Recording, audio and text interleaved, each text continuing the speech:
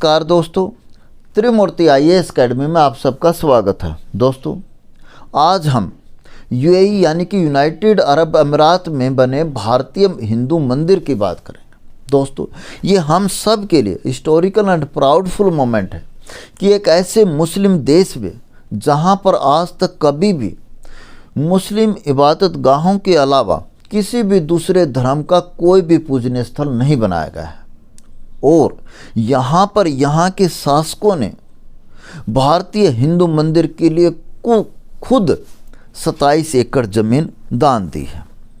तो दोस्तों, ये मंदिर कुल 27 एकड़ में बनकर तैयार हुआ है और 700 करोड़ रुपए की लागत से 5 साल में बनकर तैयार हुआ है। दोस्तों, यहाँ पर 50,000 cubic feet white Italian marble का प्रयोग किया गया, यानी कि सफ़ेद संगमरमर का पत्थर इटालियन है।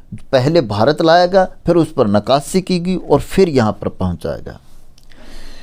18 लाख ईंटों का प्रयोग किया गया है और 1.8 lakh cubic metre sandstone, pink sandstone यानी कि बलुआ पत्थर जो राजस्थान का है उसका यहाँ पर प्रयोग किया गया है। 25,000 पीसीस सैंडस्टोन के यहाँ पर यूज़ किए गए हैं। 402 इसमें कुल पिलर हैं।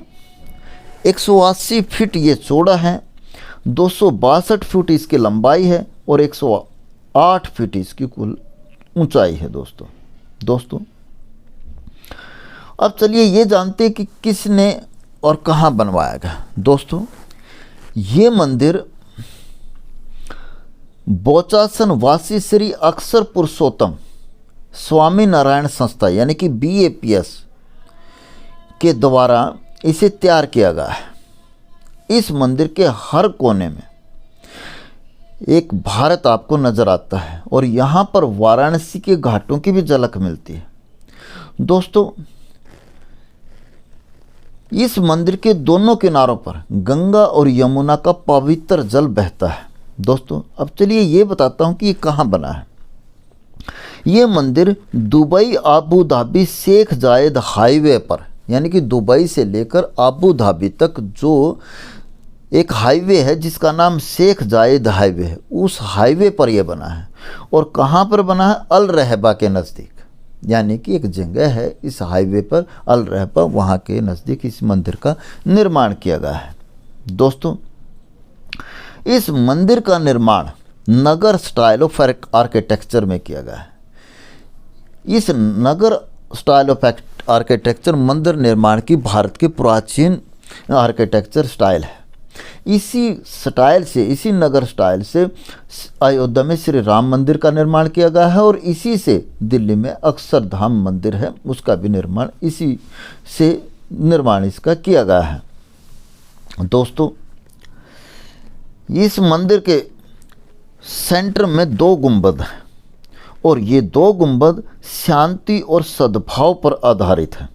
दोस्तों, इस मंदिर में किसी भी प्रकार की कोई भी धातु का प्रयोग नहीं किया गया, यानी कि कोई मेटल यूज ही नहीं किया गया, केवल पत्थर से बना है। इसमें सीमेंट का भी यूज नहीं किया गया। लेकिन इसकी मंदिर की नींव को भरने के लिए फ्लाई ऐश यानी कि जो थर्मल पावर स्टेशन है जहाँ बिजली बनती है कोयले से, तो कोयले से बनी हुई राख को फ्लाई ऐश बोलते हैं। उस राख का प्रयोग इस मंदिर की नींव भरने के लिए यूज की गई है। दोस्तों, इस मंदिर के आपको ये जो 7 स्पायर्स यानी कि गुंबद नज़र आ रहे हैं, ये 7 स्पायर्स यूनाइटेड अरब अमीरात यानी कि यूएई के 7 एमिरेट्स को भी रिप्रेजेंट करता है, यानी कि भारतीय और एमिरेट्स की यूएई की साझा संस्कृति को रिप्रेजेंट करता है। यानी कि यूएई 7 एमिरेट्स से मिलकर बना है। एमिरेट्स मतलब जहाँ अमीर शासन करते हो, आप ऐसा मान लीजिए, क्योंकि वहाँ तो राजशाही है, तो ऐसा मान लीजिए 7 स्टेट से मिलकर बना है। तो दोस्तों, इसके अलावा ये 7 गुंबद हैं, ये भारत के 7 भगवान यानी कि भगवान श्री राम, भगवान शिव, भगवान जगन्नाथ, भगवान श्री कृष्ण, भगवान स्वामीनारायण, तिरुपति बालाजी और भगवान अयप्पा को भी दर्शाता है। दोस्तों, जैसे हमारे मंदिरों में विभिन्न प्रकार के जानवरों की मूर्तियां उकेरे जाती हैं, हाथी हैं, शेर, एक्सेट्रा, इस मंदिर में यूएई के जो वहाँ का ऊंट रिप्रेजेंट करता है, वहाँ के रेगिस्तान हैं, वहाँ पर उनको रिप्रेजेंट करता है, तो उसकी भी तस्वीरें उकेरी गई हैं। और यूएई का जो नेशनल बर्ड है बाज यानी कि ईगल्स है, उसकी भी मूर्तियाँ उकेरी गई हैं। दोस्तों, यहाँ पर इस मंदिर पर भारतीय जो महाकाव्य हैं, रामायण महाभारत की 15 कहानियाँ इस पर उकेरी गई हैं। और उन 15 कहानियों के अलावा जो विश्व भर की अन्य सभ्यताएं हैं, जैसे माया है, माया सभ्यता आपको पता होगा साउथ अमेरिका में है, तो एज़टेक है, मिस्र जिसे इजिप्ट भी बोल देते हैं, अरबी जिसको हम मेसोपोटामिया भी बोल देते हैं, यूरोपिया, चीनी और अफ्रीका, सभी सभ्यताओं से संबंधित यहाँ पर मूर्तियाँ उकेरी गई हैं, आकृतियाँ उकेरी गई हैं। दोस्तों, यहाँ पर इसके अलावा भी जो ये रिप्रेजेंट करता है भारतीय मंदिर को, भारतीय एमिरेट्स को, भारतीय पावर को, दोस्तों मैं आपको थोड़ा सा बैकग्राउंड में लेके जाना चाहता हूँ। पहले तो मैं बता दूं कि 14 फरवरी को यानी कि बुधवार को इसका उद्घाटन भारतीय प्रधानमंत्री ने किया है।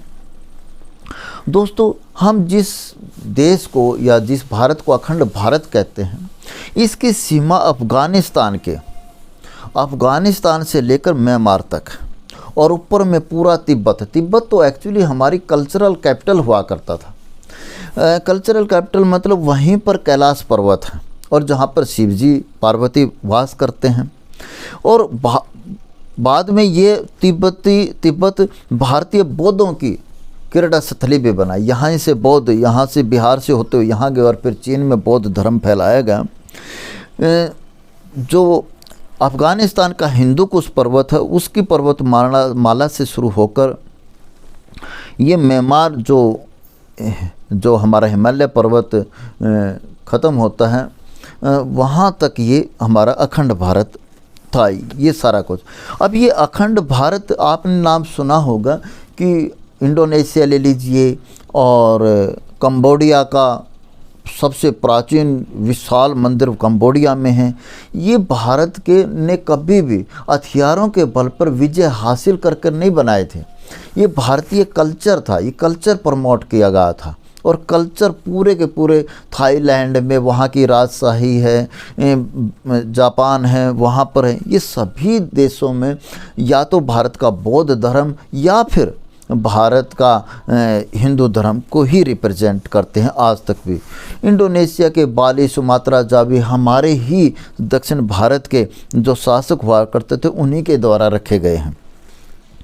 तो ये सारा का सारा हमारा जो कल्चर है वो प्यार और सद्भाव और सम्मान के आधार हमने यहाँ पर अपने कल्चर को फैलाया था, और अभी भी इसकी शुरुआत दोबारा फिर हो गई है। दोस्तों, एक टाइम था जब हमारा ये अखंड भारत था, उसके बाद मध्यकाल में सिमटते सिमटते हमारा भारत रहेगा, और भारत में भी आधी से ज़्यादा आबादी को कन्वर्ट कर देगा, मुस्लिम बना देगा, हमारे हिंदू मंदिरों को बर्बाद कर देगा, और फिर भारत के टुकड़े हुए बांग्लादेश बना, यानी कि पाकिस्तान बना, फिर बांग्लादेश बना। लेकिन अब फिर हम सब की मेहनत से, हम सब के प्रयासों से, हमारी इकोनॉमी से, हमारे देश के शासकों से, यानी कि जो इकोनॉमिक और पॉलिटिकल पावर है उसका इन्फ्लुएंस होकर फिर हम अपने उसी दौर में बढ़ने की ओर अग्रसर हो रहे हैं। और हम भारतीयों का हर एक का ये एक सपना होना चाहिए कि अपने किसी भी काम से, कोई भी काम ऐसे करें जिससे हम एक अखंड भारत के निर्माण में हमारा कुछ न कुछ योगदान हो सके, और हम आने वाली पीढ़ियां किसी न किसी रूप में हम इस अपने अखंड भारत के सपने को प्राप्त करने में सफल हो जाए। तो दोस्तों, ये केवल एक व्यक्ति का काम नहीं है, ये हम सब का काम है। और हमने इसे हथियारों के बल पर नहीं, अपने कल्चर के प्यार के दम पर इसको तैयार करना है। और हमारा जो कल्चर है यानी कि जो हिंदू धर्म है, वो मोस्टली 2 पिलर पर बेस्ड है, यानी कि एक मानवता का है और एक प्रकृति का है। नेचर एंड ह्यूमैनिटी 2 ही पर आधारित है। तो इन्हीं 2, और हर व्यक्ति इस ज़मीन से जुड़ा या कहीं पर भी हो, ये 2 चीज़ें ही किसी को अपना बना सकती हैं। तो दोस्तों, मुझे उम्मीद है कि हम सब अखंड भारत को बनाने में, इसका निर्माण करने में अपना अपना योगदान जरूर देंगे या देते रहेंगे। और विदेशों में जब भी कोई जाएगा, अपने आप को एक भारत का एम्बेसडर के रूप में रिप्रेजेंट करेगा, कोई गलत काम किसी प्रकार का नहीं करेगा और भारतीय सभ्यता की तरफ लोगों को मोड़ने की तरफ कोशिश करेगा। इसी उम्मीद के साथ दोस्तों ये वीडियो समाप्त होता है। धन्यवाद दोस्तों। जय हिंद, जय भारत। अगर आपको वीडियो पसंद आए तो लाइक, शेयर और कमेंट्स अवश्य करें। धन्यवाद दोस्तों।